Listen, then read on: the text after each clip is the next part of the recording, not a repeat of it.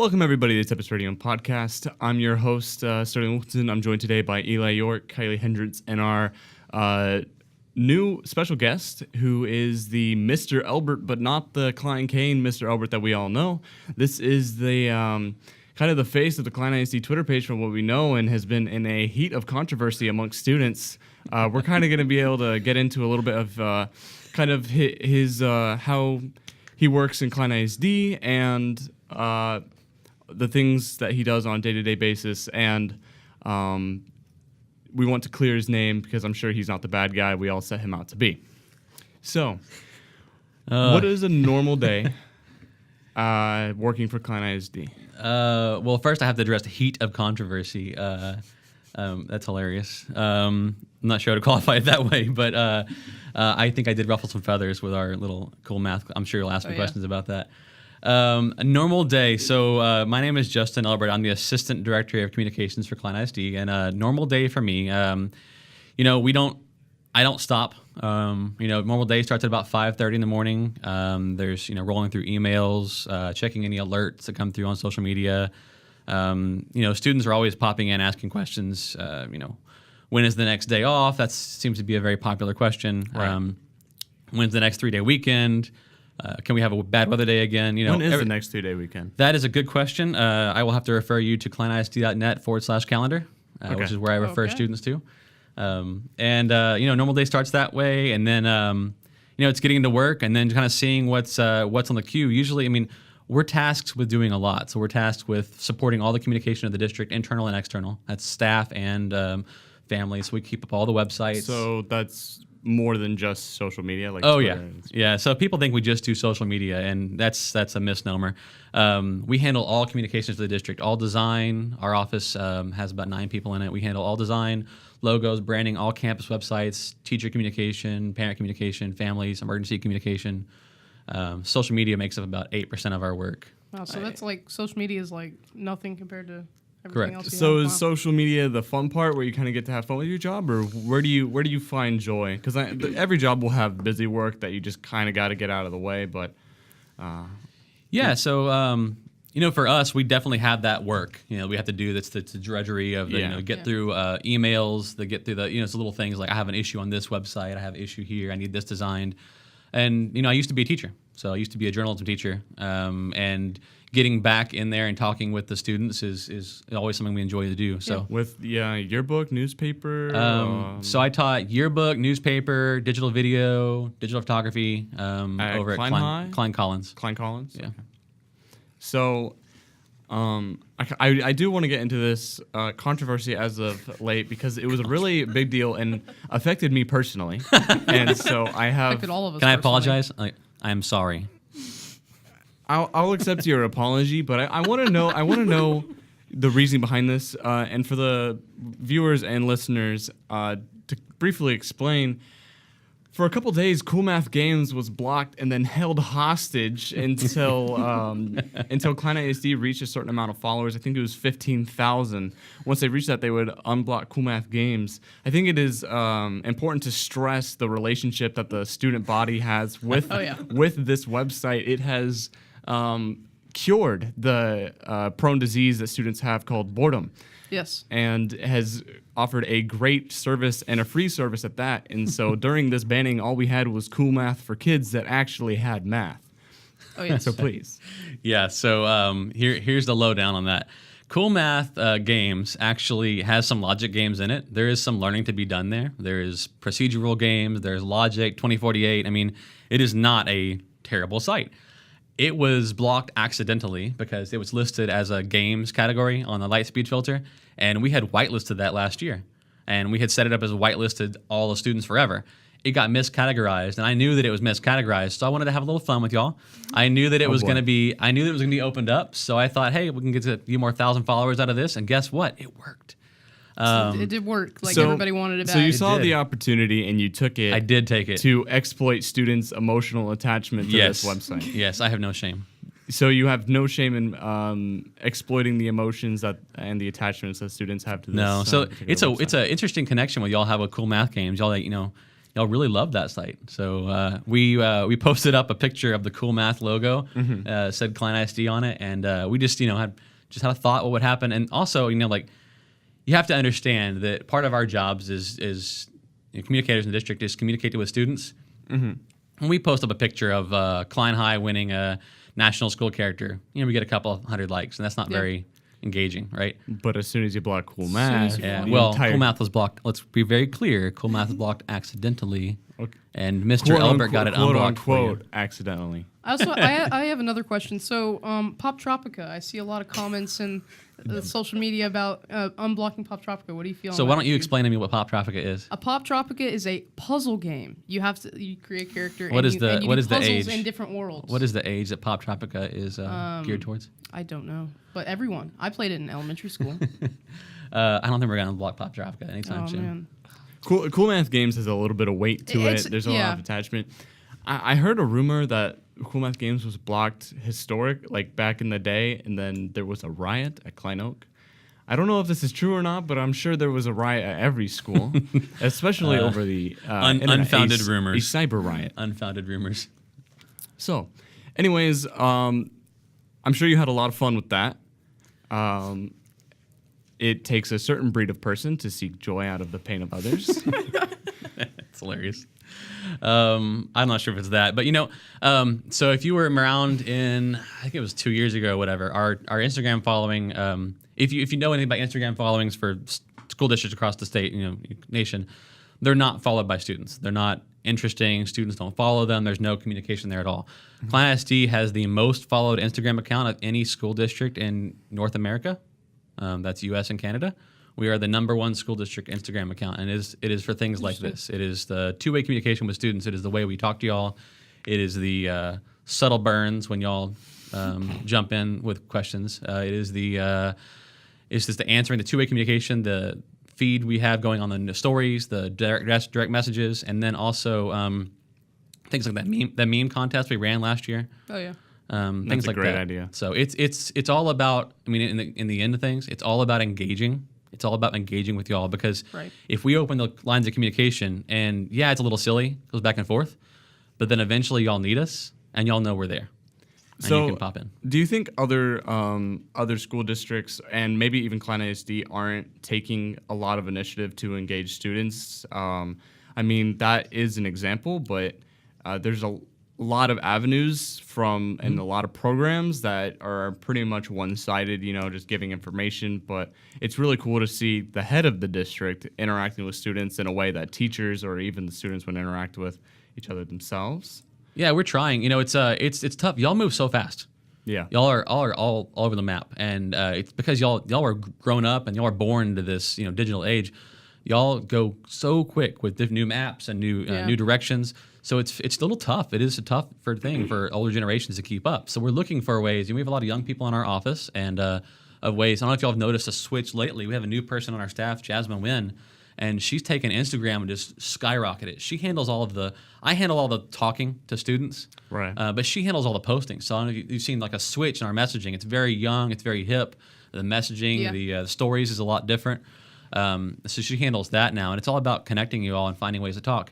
Right now, that's Instagram for us. That's a really safe place for us to converse with the students. Right. So, and the high schools are getting on Instagrams as well. And so, do you think the communication with the students can go past just memes and blocking Cool Math games and past social media and into something a lot more constructive? Yeah, I think so. There's a lot of avenues we're looking and seeking for ways to actually have dialogues back and forth with our students. We about 13 months ago we did a student town hall. And that was really well attended. We have a lot of students that came out and asked questions about the district, and it was students on a panel, and all the administrators in the district got to ask them questions. That was great. We have some students sit on our strategic planning. So, if you know the promise to purpose, the students helped design that. So students from high schools were selected, and they came out and helped us design that for the school. And then we're always seeking a dialogue with students. So if there are students that have ideas, this is a perfect example. Y'all have this amazing podcast. If anytime y'all want, there's administrators of the district, head of facilities, the head of food service, Dr. Champion, Dr. McGowan, superintendent, deputy superintendent. Those people, they want to communicate and have this two-way dialogue, and they're always open to come out and do that.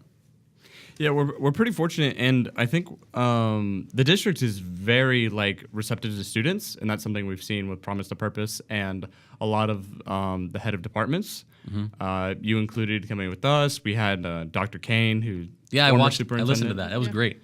And this podcast is a great example of that because this was merely just a concept, an idea. It started with just 2 Yeti mics in a closet and then turned into something really spectacular and something that allows us to create content in a professional manner.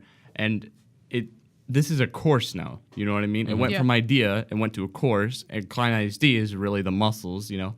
We have the ideas and maybe the passion, but Klein ISD has the muscles, but it's the willingness, you know what I mean? Because I feel like educators are stereotyped as really boring individuals who just, you know, treat it like a day job, but there's a lot of people in Klein ISD specifically. I can't speak for other high schools and campuses, but Klein ISD has really turned up the notch when it comes to interaction. And I think that stereotype could not be further from the truth. That you cannot be a teacher and educator and turn it off. Like it's one of these jobs. It's like a police officer. It's like if you're in the military, you're a firefighter.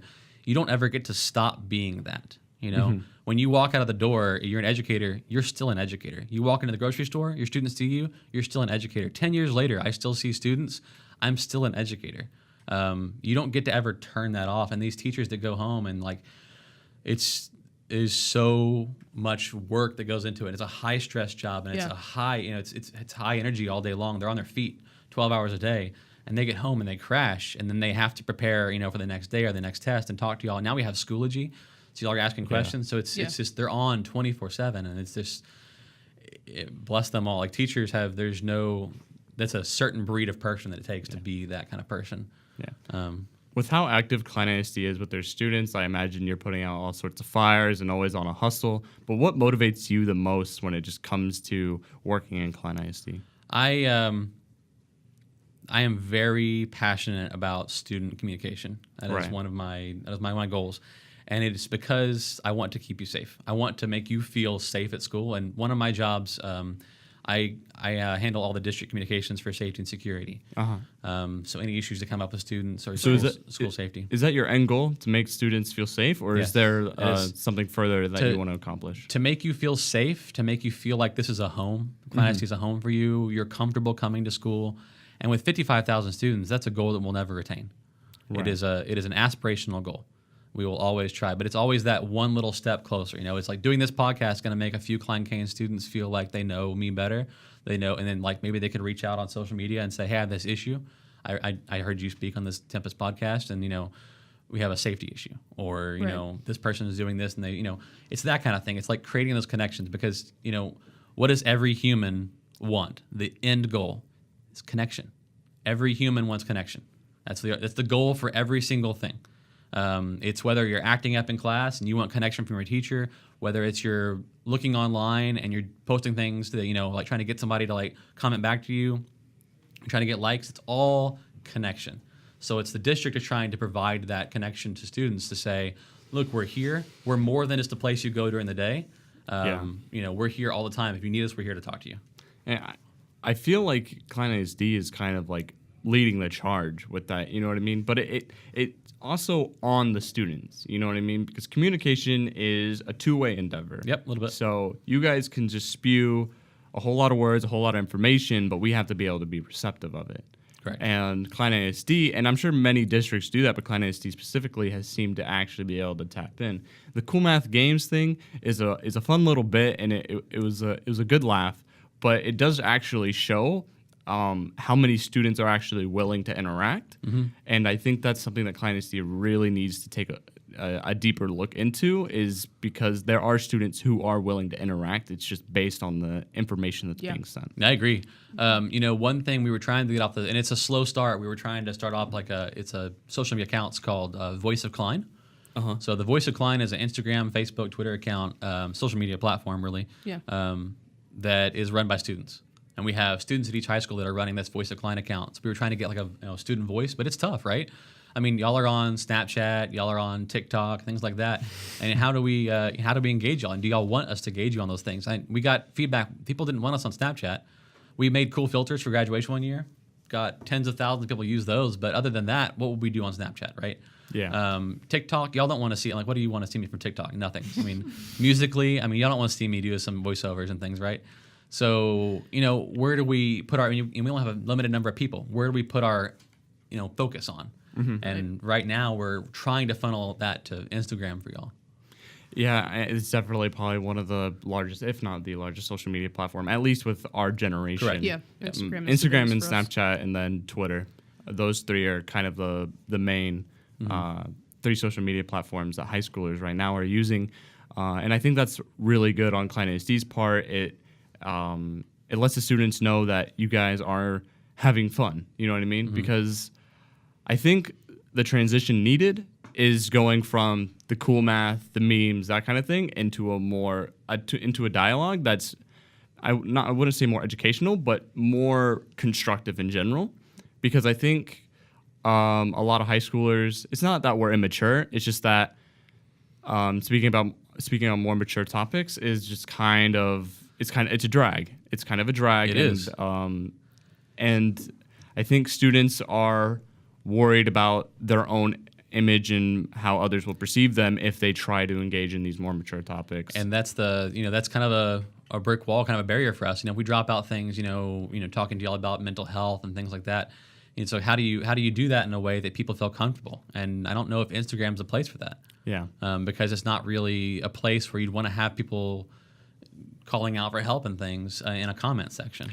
I would see anonymity. Yeah, that's a word, right? Anonymity? I don't know how to pronounce it. Anemone. Is it like that? Anyways, I see that as like the most likely candidate for genuine student voice. However, there's actually not really a whole lot of avenues. I know we have like some ways to post concerns and that kind of thing anonymously, but it doesn't seem like it's in the front page. You know what I mean? It's not like Cain Live is like here, speak your piece, that kind of thing. Yeah, it's also part of a strategy. I will tell you that the people that know you best are the adults that spend time with you, and it's the getting the students to understand, like, if you have a issue, the best place to reach out would be your homeroom teacher or your teacher or a teacher you trust. Second best place is your counselor, or the first best place is your counselor. I mean, if you know them, and then your campus administrators. I mean, there is somebody. Every student has a person on every campus that they trust and they can talk to. There's not, you have somebody, whether that be a food service person, whether it be a bus driver, whether it be something. Every Klein ISD employee is trained. I mean, they will bring it up the chain if they need to bring it up the chain or deal with it. We all have that. We all have that training. So it's that reluctance of, students. And I was the same way, like, guess what? All of us were students one day. It's like, Right. I would not have gone to my educators and for certain things. Yeah. But now being an adult, I'm like, man, I really could have handled that issue differently. It's how do you transcend thousands of years of teenagers not sharing things? It's like, how do we fix that problem? It's we provide a ton of outlets, and then maybe one day somebody talks up. Yeah, I really appreciate, and I'm sure many other students appreciate all of your efforts. It's just a blast to watch. I know when I first found that Cool Math was blocked, there were some yelling voices. Yeah, they weren't there was happy. a lot- even some of the teachers were just sort of shocked. You know what I mean? There's a lot of passion behind this. And I think for the students to be able to feel like they can talk to someone, and usually they have, that one teacher, that one Certainly. administrator who they can speak with.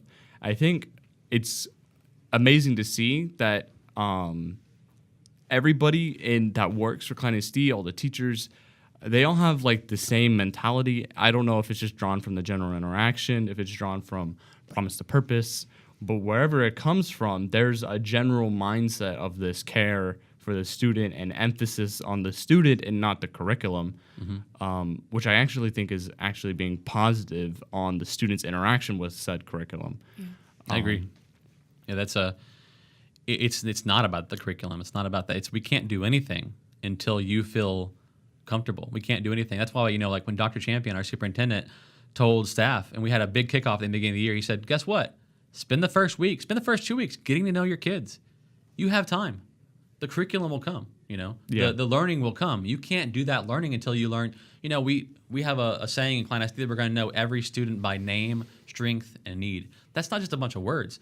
Every person in the district wants to know their students by name first. If I don't know your name, I mean, how can I connect with you at Yeah, all? you won't be able to If your connect. teacher calls you the wrong name, that's an instant turnoff, right? Exactly. And strength, what are you good at? What can I partner you up with somebody else? To how can you teach somebody else? And then like your needs. If your needs are just that, you have a tough time in the morning and you really are not a morning person, you just need to have a high five and say, "Good morning, how are you?" Or if you really need to be left alone for the first hour, of the day and kind of be quiet, knowing that about a student is how we can then reach you. It's how do you, if we know you're going through a tough time at home, I know your name, I know you're having issue with family, health or whatever at home, and I can temper my discussions with you to reach you. Right. And it's very coming from the top down and from the bottom up. We all want to have that because you don't become an educator unless you have a little bit of kid left in you, because you want to connect with the students and the kids. Otherwise, you don't do this job. Well, I applaud you on your work and the rest of people working in Klein ISD.